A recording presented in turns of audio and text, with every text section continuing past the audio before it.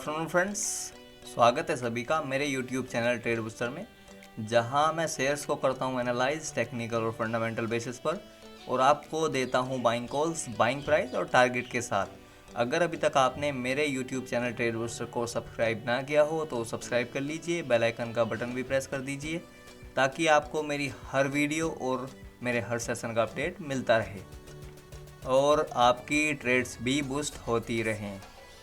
और अगर आप जुड़ना चाहते हैं मेरी ट्रेड बूस्टर फैमिली से तो आप ज्वाइन कर सकते हैं मेरे टेलीग्राम चैनल को, जिसका लिंक आपको वीडियो के डिस्क्रिप्शन में मिल जाएगा।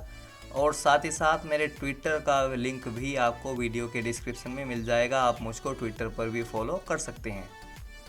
और चलिए देखते हैं कि क्या है आज का मेरी इस वीडियो का टॉपिक। और ये वीडियो है मेरी फंडामेंटल एनालिसिस कोर्स की सीरीज का चौथा पार्ट, जिसमें मैं ज़्यादा फोकस करता हूँ ग्रोथ इन्वेस्टमेंट पर, ग्रोथ कंपनीज पर।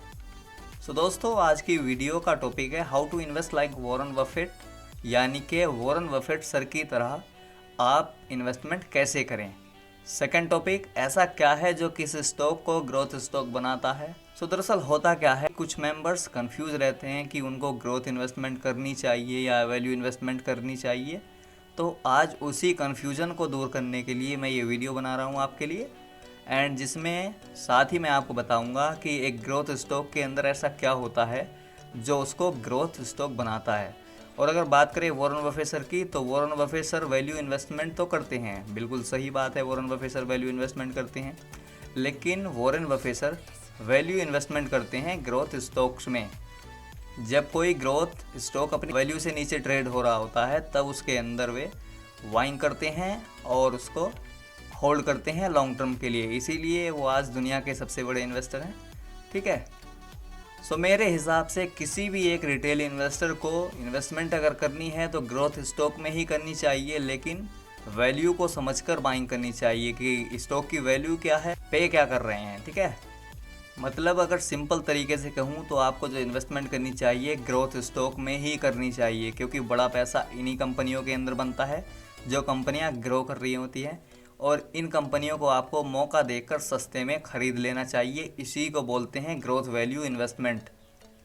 तो चलिए अब देखेंगे कि ऐसा क्या है जो किसी स्टॉक को ग्रोथ स्टॉक बनाता है, और इसके लिए हम चलेंगे अपनी मेन स्क्रीन पर।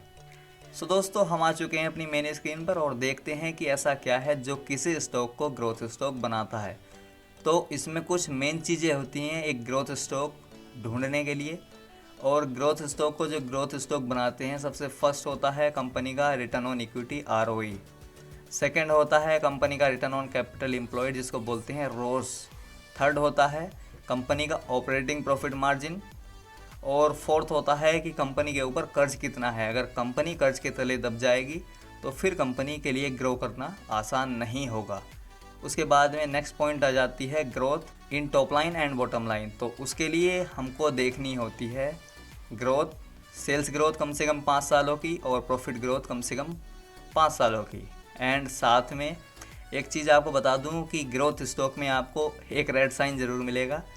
आपने एक वर्ड सुना होगा कि अच्छा माल कभी भी सस्ते में नहीं मिलता है। ठीक है, तो ये स्टॉक आपको हमेशा ही महंगे रेट पर मिलेंगे, महंगे वैल्यूएशन पर मिलेंगे। सो चलिए देखते हैं ये जो टर्म्स डिस्कस कर रहे थे यहाँ पर वो कितने कितने किसी ग्रोथ स्टॉक में होने चाहिए। तो ग्रोथ इन्वेस्टमेंट के लिए जो एक मेन पॉइंट बताया गया है वो बताया गया है कंपनी की जो top line and bottom line की सेल्स और नेट प्रॉफिट की ग्रोथ होती है, ये कम से कम 15% के ऊपर की होनी चाहिए। कोई भी कंपनी अगर 15% से ऊपर की सेल्स ग्रोथ और प्रॉफिट ग्रोथ जनरेट कर रही है, वो कंपनी एक ग्रोथ स्टॉक हो सकती है। सेकंड, ऑपरेटिंग प्रॉफिट मार्जिन, किसी भी कंपनी का ऑपरेटिंग प्रॉफिट मार्जिन कम से कम 15% से ऊपर का होना चाहिए अगर उसको एक ग्रोथ स्टॉक के तौर पर आपको उसमें इन्वेस्टमेंट करनी है तो। एंड अब आते हैं मेन पॉइंट, यानी कि रिटर्न ऑन इक्विटी और रिटर्न ऑन कैपिटल एम्प्लॉयड। ये भी मेन पॉइंट होते हैं। किसी ग्रोथ स्टॉक का return on equity, return on capital employed कम से कम 20% के आसपास के होने ही चाहिए। अगर ये इससे कम होंगे, 15 के नीचे होंगे, तो वो स्टॉक एक ग्रोथ स्टॉक की कैटेगरी में नहीं रखा जाएगा। और उसके बाद में जो कंपनी के ऊपर डेट होता है, ये डेट कभी भी रिजर्व से ज़्यादा नहीं होना चाहिए और फ्री कैश के अगर बराबर का हो। अगर फ्री कैश के बराबर का हो तो सोने पे सुहागा जैसा होता है।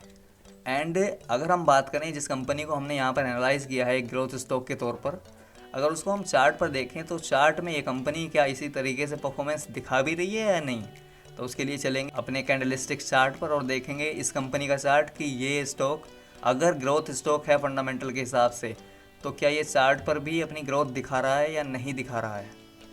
तो दोस्तों ये है वो स्टॉक जिसको अभी अभी हमने एनालाइज़ किया है फंडामेंटल बेसिस पर, और अभी हम देखते हैं इसका टेक्निकल। तो जैसी ग्रोथ हमको फंडामेंटल में इसके दिखाई दे रही है वैसी ही ग्रोथ है इसके चार्ट पर। कंपनी है ये हैप्पीएस्ट माइंड्स जिसको अभी हमने एनालाइज़ किया है, ठीक है। तो जैसे कंपनी का ये रिटर्न ऑन कैपिटल एम्प्लॉयड और रिटर्न ऑन इक्विटी या ऑपरेटिंग प्रॉफिट मार्जिन जिस तरीके से ग्रोथ हो रही है इनके अंदर, वैसे ही ये कंपनी का स्टॉक भी ग्रोथ कर रहा है, ग्रो हो रहा है।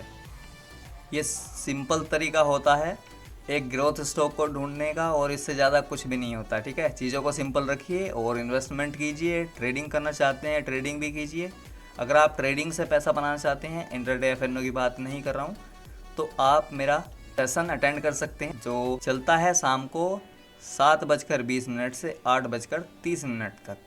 उसके अंदर मैं सिखाता हूँ कि कैसे आपको मोमेंटम ट्रेडिंग, स्विंग ट्रेडिंग और पोजिशनल ट्रेडिंग करनी चाहिए कम से कम रिस्क के साथ में और ज़्यादा से ज़्यादा रिवॉर्ड के लिए, ठीक है। सो फ्रेंड्स ये था मेरा आज का वीडियो कैसा लगा कमेंट बॉक्स में कमेंट करके ज़रूर बताना, और अगर वीडियो अच्छा लगा हो तो चैनल को लाइक शेयर सब्सक्राइब ज़रूर कर देना। सो चलिए अब चलते हैं, बाय।